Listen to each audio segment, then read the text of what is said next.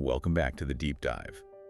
Sometimes you find a single source that it gives you a whole roadmap, a philosophical and practical guide for self-improvement. Mm.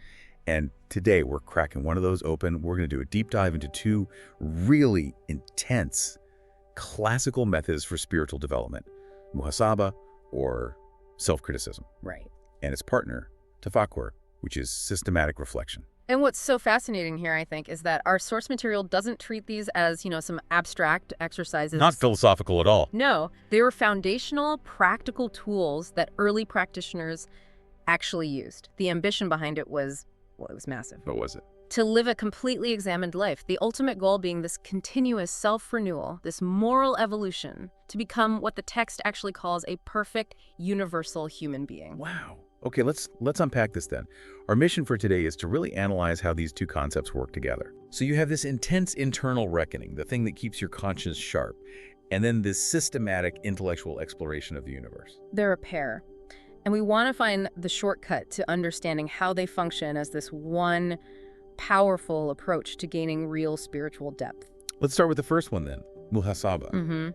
Literally it means reckoning, settling accounts. Settling accounts, self-interrogation, yeah. For a modern listener, you could almost think of it as becoming your own internal auditor. And a very strict one. A very strict one, every single day. In the spiritual context, it means a believer is just constantly taking inventory, analyzing every single deed, every thought. And that inventory has a structure to it, right? The source says it's twofold. It is, yeah. It works like a daily, a credit and debit system, you could say. Okay. The credit side is all about gratitude, acknowledging and thanking God for the good things you did, but also recognizing that your ability to do good was, enabled by something bigger than yourself. And the debit side. That sounds like where the real intensity comes in. It is, absolutely. The debit side is about a serious, immediate attempt to assert your loyalty to God by erasing sins, erasing deviations. And this isn't just, saying sorry. It involves sincere repentance, real remorse, and just imploring for forgiveness the moment you realize you've strayed. So the text calls this whole process an effort to acquire true human values. That's the core of it. And this wasn't just a theoretical idea. The source gives some historical color here. It does. It says that in the early centuries of Islam, people would literally write down or memorize their daily actions, their thoughts, their words, all for this self-analysis. I mean, can you imagine? That's a serious commitment to logging your own life for review. It's incredibly rigorous. And the motivation, it seems, was preventative.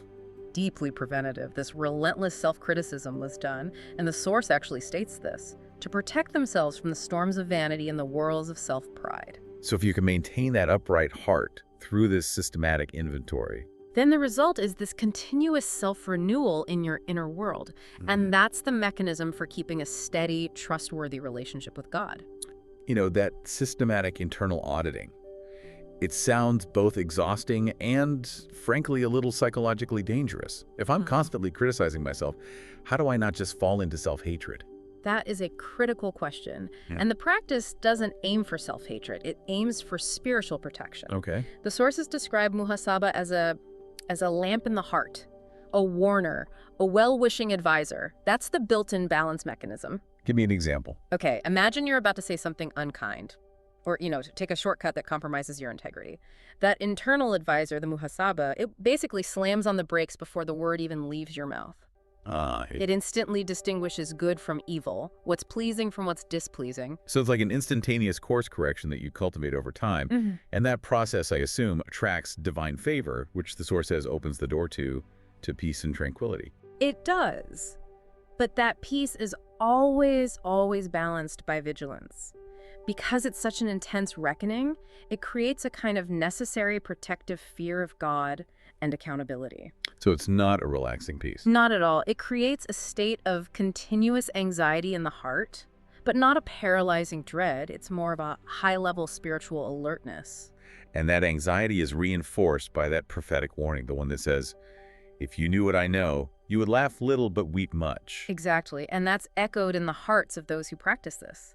It sets an unbelievably high standard for your own accountability. That weight, You can really see it in the historical figures the source brings up. Oh, absolutely. This was not easy. You hear the companion Agudar saying, "I wish I had been a tree cut into pieces." Or the second caliph, Umar, groaning, "I wish my mother had not given birth to me." It just shows you the immense emotional weight of it all. And it's all reinforced by that Quranic reminder. Whether you reveal what is within yourselves or keep it secret, God will call you to account for it. There's no escaping it. That level of self-imposed pressure is almost unimaginable today. It really sounds like the constant lifelong struggle is the point of the discipline. It is the ultimate measure. This constant self-criticism, this self-reprimand, it actually demonstrates the perfection of one's belief. Anyone who's striving for that ideal of the perfect human is in this struggle, always watching their words, their actions, and this effort, this struggle determines the quality of your today versus your yesterday, and your tomorrow versus your today. So what's the ultimate reward for all this demanding humility and loyalty? The source mentions something called the station of intimacy. What does that actually mean for someone's life? The station of intimacy is the ultimate reward. It's for a purified soul. It suggests a life lived with this unwavering spiritual certainty, enhanced intuition. Where the distance between you and the divine is minimized. Exactly. It's the end of spiritual loneliness. And the highest validation is right there in the source text, where God swears by such a soul in the verse. "And I swear by the self-accusing soul." That's the peak you can aspire to. It is, through that relentless internal reckoning. Okay, but the pressure of that constant self-reckoning, it needs a balance. It needs a kind of mental refuge where the mind can expand outward instead of just auditing inward, which is the perfect pivot point to turn to its partner, tafakkur, reflection. Exactly. If muhasaba is the intensive internal audit keeping the conscience sharp, tafakkur is the systematic intellectual light for the soul. It literally means to think deeply, systematically. And in great detail, it's the essential intellectual engine of a spiritual life. The text describes it with these beautiful sweeping metaphors, the heart's lamp, The soul's food, the spirit of knowledge. the very essence of the Islamic way of life. Precisely. And without this systematic reflection, the source warns that the heart is darkened. Your faith becomes superficial. A shell without substance. Just a shell. Reflection is the golden key that opens the door of experience. Through it, the entire universe becomes, and this is a quote, a book to study. And even sacred texts are said to disclose their deeper secrets. It's all anchored in that verse. They reflect on the creation of the heavens and the earth. Right. The source elevates this so much, saying that no act of worship is as meritorious as reflection. That's a huge statement. It gives it tremendous weight. But this powerful intellectual process, it comes with a very clear, mandatory limit. And I think this is crucial for anyone trying to grasp the mechanics of it. The limit is the absolute cornerstone of the practice. The instruction is explicit. You must reflect on God's bounties and the works of his power, but do not try to reflect on his essence. Reflecting on the divine essence is categorized as a manifest sin. And false and useless. Why is that distinction so crucial? How can we visualize that limit? Well, think of it this way. It's like studying a perfectly engineered piece of software. You can spend a lifetime observing and reflecting on the incredible, ordered effects the program produces. The beauty, the complexity. Exactly. That's reflecting on the bounties and the works of power. But you can't comprehend the infinite lines of source code running on some cosmic server you can't access. You'd be trying to comprehend the infinite with a finite tool. Which will always fail. It just leads to intellectual confusion. That makes perfect sense. So for tafakkur to work, it has to be grounded in a pre-existing belief. It has to be. The reflection must start with belief in God as the originator, the administrator of creation. If you skip that foundation, What happened? the progress just stops, abruptly. You might use logic and observation to convince yourself of God's existence and unity, but the spiritual journey just stalls right there. But if you start with that foundation of belief, Then the progression is continuous. It's endless. It leads to new discoveries, increased depths, including this intense love of God. And it moves the believer toward these expansive spiritual goals. the state's described as the last and the all-inward. What are we talking about here? These are profound spiritual destinations. It's about moving beyond your own ego. The last implies a realization that all this temporary existence ends in the divine. Okay. And the all-inward suggests a deep understanding that the true reality, the source of everything, is within. Beyond just outward appearances, you're moving from just observing things to recognizing the cosmic consciousness behind them. And the scope of this reflection is incredibly broad. The source says it can be used in every single scientific field. Yeah, and this is where we bridge the spiritual exercise with modern empirical study. Absolutely. The source basically reframes all of scientific inquiry. Physics, biology, chemistry. They aren't ends in themselves. No, they're a means to reach the final target of reflection, which is the primary, infinite source of all knowledge, God's knowledge. Can you give us a concrete example? How would a scientist apply Tafakkur to their research without, abandoning empiricism? Sure, think of a molecular biologist studying DNA. An empiricist sees this incredibly complex, elegant, self-replicating code. Right. Refined through random mutation and natural selection. Yes. A believer practicing Tafakkur studies that exact same code, but they ask a different question. They ask, how does the exalted creator deal with existence? Wow. They study the efficiency, the beauty, the impossible complexity of that code, not as a random outcome, but as evidence of a continuous design and administration. So they're using their science as a magnifying glass. Exactly. A magnifying glass to explore the perfection of the creator's work. And that deepens their belief in gratitude without ever compromising the scientific process itself. So studying every incident, every item, every quality in the universe. Yeah.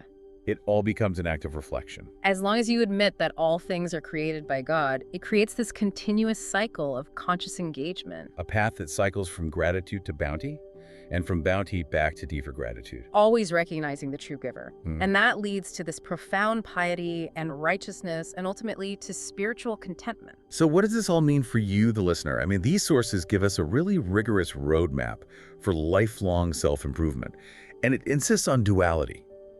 You need the continuous, sometimes painful anxiety of that internal reckoning, the muhasabah.